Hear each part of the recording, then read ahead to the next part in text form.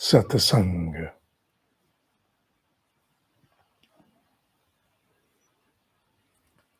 व्यवस्थित चिंतन विचारों की शक्ति का आधार। संभवतः ये भाग 18 है, 18।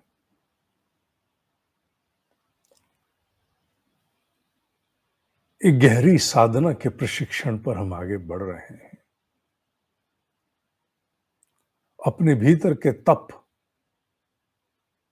को किस प्रकार हम अडिग बनाएं, दुष्प्रभावित ना होने दें, हमारे भीतर की कोई कमजोरी हमारे तप को डिगा ना सके, हमारे संकल्प से हमें हटा ना सके, और हम अपने संयम, अपने तप के द्वारा अपने भीतर के मुख्य दुर्योधन को परास्त कर सकें, जो रह रह करके हमारे चिंतन तंत्र में, हमारे चिंतन में खलबली मचाता है, न शांत होने देता है, न स्थिर, न ही हमारे निर्णय उस स्वरूप में उत्कृष्ट हो पाते हैं। अतः तप अडिग हो, अडिग विदाउट एनी इम्पैक्ट, अनअफेक्टेड। इसके लिए श्रीमद् भगवद गीता के अध्याय 3 का श्लोक 30 के 3 भाग हमने लिए, हमने किए, मैं कहूंगा 3 सूत्र वहां से लिए, 3 भाग हमने उनको बनाया। निराशी, निर्मम, विगत ज्वरा। हम निर्मम पर हैं। निर्मम का भाव अगर संस्कृत भाषा के इस शब्द के अनेक मर्म अनुभव करने की चेष्टा करें तो एक भाव है अनासक्ति।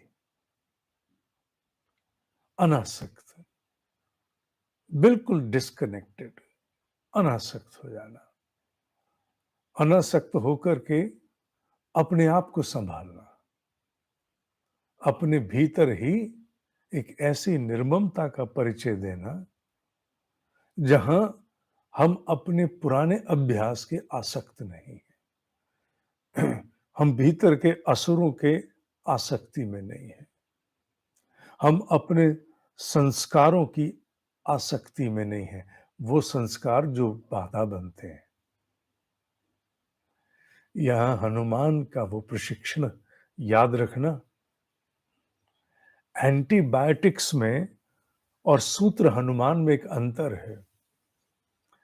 कहते हैं कि जितना मैं जानता हूं उतना ही कहूंगा, एंटीबायोटिक्स ये नहीं देखते कि शरीर में अच्छे कीटाणु कौन से हैं और बुरे कौन से हैं, वो भेद नहीं करते, वो पूरी की पूरी लंका जला देते, सब जला देते। पर हनुमान, हनुमान ऐसा नहीं करते। वो किसके दूत हैं? मर्यादित के। जो पौरुष तो कर रहा है पर है मर्यादित, उसके दूत हैं। इसीलिए वो लंका जलाते हैं, भस्म करने की चेष्टा में हैं, पर उन्हें पता है कि मेरे द्वारा फैलाई गई इस अग्नि के, इस दावानल में, इस जंगल फायर की तरह जो मैंने लगा दिया, इसमें वो घर नहीं प्रभावित होगा जहां राम लिखा है, जहां राम के नाम की पताका है, वो घर प्रभावित नहीं होगा। इसी को कहते हैं पौरुष तो है पर मर्यादित है। मर्यादा पुरुषोत्तम यूं ही नहीं कहा गया। उनके दूत की भी आप पौरुष की मर्यादा देखिए। ये एंटीबायोटिक्स की तरह सब कीटाणु नहीं मार डाले, उनको छोड़ा, उन जीवाणुओं को छोड़ा जो शरीर के स्वास्थ्य के लिए संतुलित हैं। एंटीबायोटिक्स नहीं छोड़ पाता। ऐसे में जब हम निर्मम भाव को लेकर के भीतर चलें तो हमारे भीतर भी हनुमान होने चाहिए। अर्जुन के रथ पर पताका में हनुमान इसी श्रृंखला में आया ना, इसी प्रशिक्षण में। ना केवल वो प्रतीक है प्राण का, शक्ति का, साहस का, पराक्रम का, अपितु साथ ही साथ उस बुद्धि, उस विवेक का, उस मर्यादा का, जिसे ज्ञात है कि अगर मैं नष्ट करने के लिए चल पड़ा तो मुझे किसे नष्ट और किसे सुरक्षित रखना है।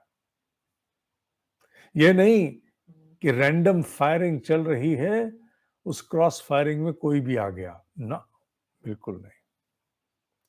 पूर्ण नियंत्रण, पूर्ण अधिकार में लेकर के पुरुषार्थ, विध्वंस भी है तो पूर्ण नियंत्रित है, रेगुलेटेड इन एब्सोल्यूट सेंस, पूर्ण नियंत्रित है। अगर वो आज विध्वंस पर उतरे हैं तो उनके विध्वंस में विभीषण को कोई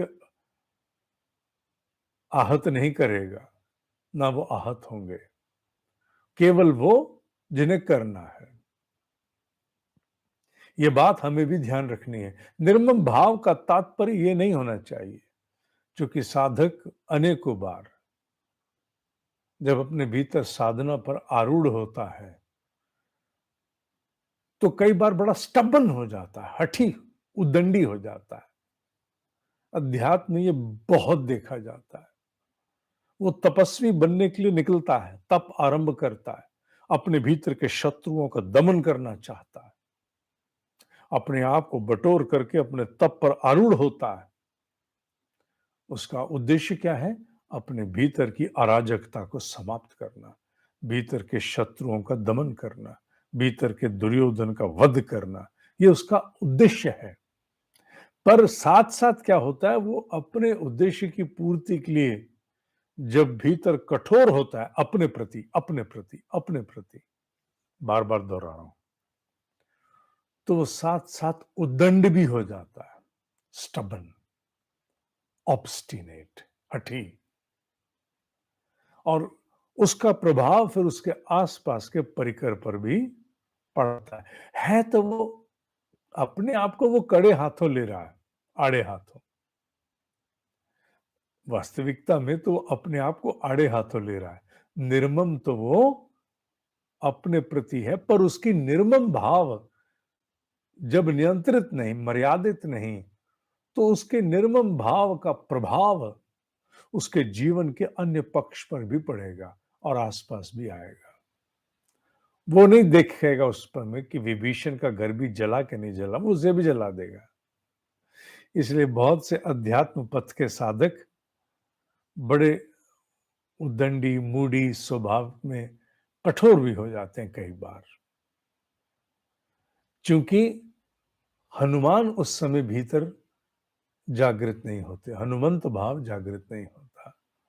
हनुमंत भाव एब्सोल्यूट प्रिसीजन का है।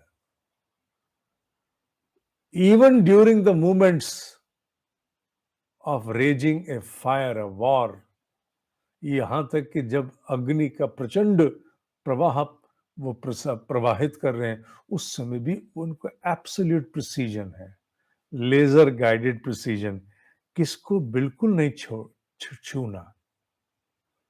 अतः ये भाव अगर साधक को भीतर स्थापित करना आ जाए तो उसकी साधना में अपने प्रति कठोरता इतनी मर्यादित और संतुलित होगी कि उसका कोई भी उद्दंडी प्रभाव, उद्दंडी, हठी, बाहर नहीं जा पाएगा। जबकि सामान्यतः देखा गया है कई तपस्वी बड़े हठ वाले भी हो जाते हैं। मैं यहां उनका उल्लेख नहीं कर रहा हूं जो ब्रह्म ऋषि हैं। कुछ ब्रह्म ऋषि तो लोगों को हटाने के लिए भी बुरा भला कहना शुरू करते हैं, वो एक अलग विषय है। वो नहीं उस समय चाहते लोग मेरे पास ज्यादा आए, तो लोग नहीं मानते वो। पर यहां बात हो रही है अभी तो सामान्य साधक की, जो तप पर आरूढ़ होता है, कठोर अपने प्रति होना, वो सबके प्रति जाता है। अगर उसने तला हुआ नहीं खाने का संकल्प लिया तो हर खाने वाले को बोलेगा बस तुम अपने अस्तेसी कराते हो, ये करते हो, वो करते हो, बोलता रहेगा। तो लोग फिर उसके स्वभाव के कारण उसके अध्यात्म से भी पीछे हो जाते हैं। ऐसा होता है अध्यात्म, आदमी को कैसा बना देता है, ये तो काटता है हर समय। इसलिए निर्मम भाव अनासक्ति का है, और ऐसी अनासक्ति जिसमें हनुमंत भाव परस्पर साथ हो, जो अगर भीतर बुरे संस्कारों को भस्म करना चाहता है, उसमें अच्छे संस्कार भस्म ना हो। ये एंटीबायोटिक का प्रभाव नहीं है, सब मारो, बाद में दही खा के ठीक करेंगे, ना, वो नहीं है। बहुत विवेक के साथ कि मुझे कौन से संस्कार को मारते समय अपने भीतर इतनी अग्नि उत्पन्न नहीं करनी कि मेरी सौम्यता, मेरी मधुरता, मेरा समर्पण भी भस्म हो जाए। हालांकि निर्मम भाव में ये पक्ष पेक्यूनरी है, दूर का है, फिर भी मैंने ले लिया। इसलिए लिया क्योंकि इस भाव का अगर अनुसरण नहीं करेंगे तो फिर कई बार अध्यात्म पथ के साधक बाहरी स्तर पर बड़े कठोर और कटु भी हो जाते हैं, जिससे लोग फिर उनसे कटते हैं। ये नहीं होना। तुमने भीतर के दुर्योधन का वध करना है, हर एक को नहीं हाँकना। इसलिए निर्मम भाव के साथ हनुमंत भाव भी चलना चाहिए। निर्मम भाव और हनुमंत भाव, इन दोनों का परस्पर अनुसरण करने से, अनुपालन करने से भीतर अवांछनीयता, दी अनडिजायर्ड, अनवांटेड, वो तो हटते हैं, पर वो रह जाते हैं जिन्हें रहना चाहिए, जिन्हें हमने बल देना है, जिन्हें नर्चर करना है, नरिश करना है, पुष्ट करना है, वो रह जाते हैं। तो निर्मम भाव का एक भाव है अनासक्ति, अपने भीतर की अनासक्ति, अपने स्वभाव से अनासक्त होना, वो जो बाधा बन रहा है, पर विवेक के द्वारा, अविवेक के द्वारा नहीं। निर्मम और हनुमंत भाव, इन्हें आज दिन भर सोचते रहना, विचरते रहना कि मुझे अपने भीतर के अराजकता में निर्मम बनना है, काट देना है सभी ऐसे संस्कारों को जो बाधा बन के मेरे तप में आते हैं। और साथ ही साथ हनुमंत भाव को जागृत रखना है, विभीषण का घर नहीं जले। ये भाव परस्पर तुम्हारे भीतर चलना चाहिए। आज के लिए इतना ही। ओम ही सत्य है, ओम ही सत्य है, ओम ही सत्य है।